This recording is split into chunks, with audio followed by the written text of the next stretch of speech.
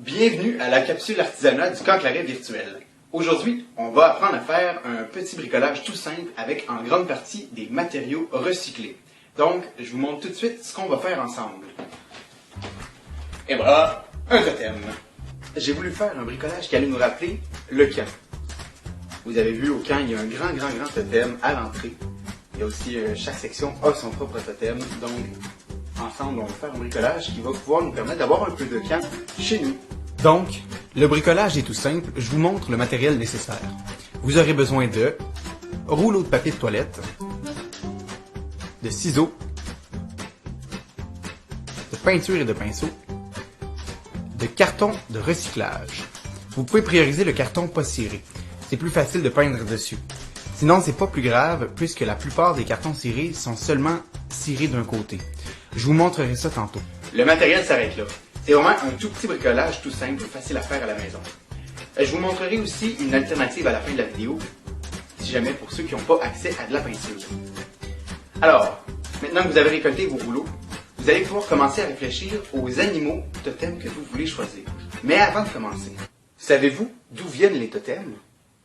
J'ai fait quelques recherches.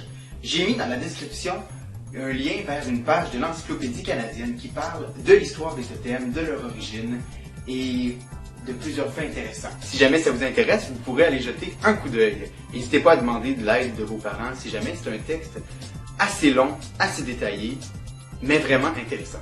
Pour répondre à la question que j'ai posée, les totems viennent des Premières Nations de la côte ouest du Canada et des États-Unis. D'une nation à l'autre, il y a plusieurs interprétations et significations. Mais généralement, ce serait un emblème familial. Les animaux peuvent représenter différentes personnes d'une même famille, des qualités de la famille, ou même l'histoire de la famille.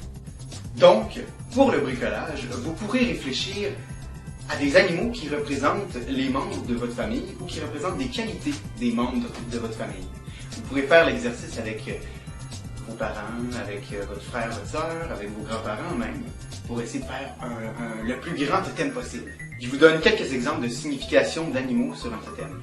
Par exemple, ici, on a le totem des gens rieurs. Le chien représente l'enfant, le lien avec l'adulte. La grenouille représente la curiosité, l'aventure, la découverte. L'écureuil représente le jeu, l'émerveillement. Et l'aigle, tout en haut, représente le moniteur, qui veille sur ses poussins, les campeurs, et qui les protège avec ses grandes ailes. Maintenant, je vous montre quoi faire avec les rouleaux. Avec des ciseaux, on vient faire de petites coupures tout le tour.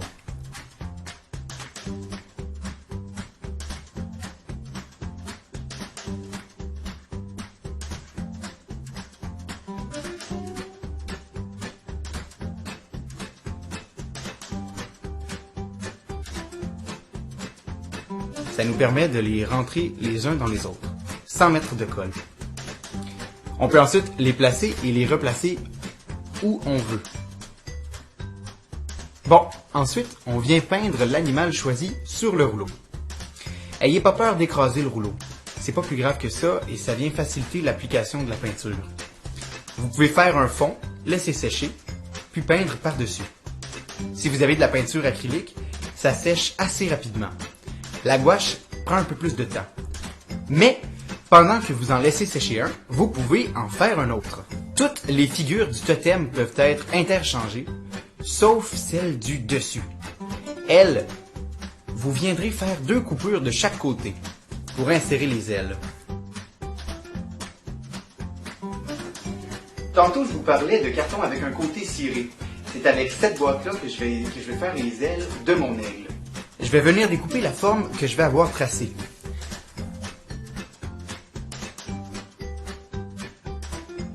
Je la découpe 2 fois et je colle les côtés cirés ensemble. Comme ça, les 2 côtés des ailes, je peux y appliquer de la peinture dessus.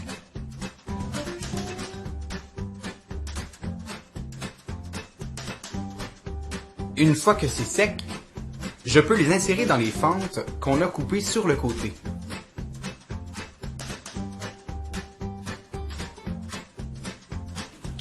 Vous pourriez aussi facilement coller les ailes à l'arrière plutôt que de les insérer dans les fentes.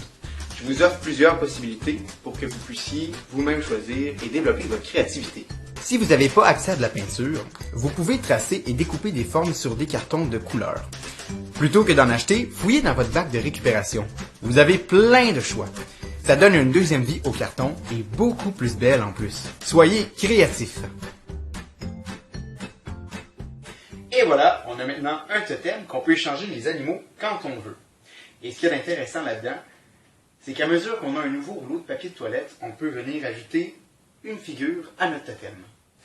Voilà, c'était la capsule d'artisanat du Coq-Larré virtuel. Sur ce, je vous souhaite une bonne création, bonne créativité et bon recyclage.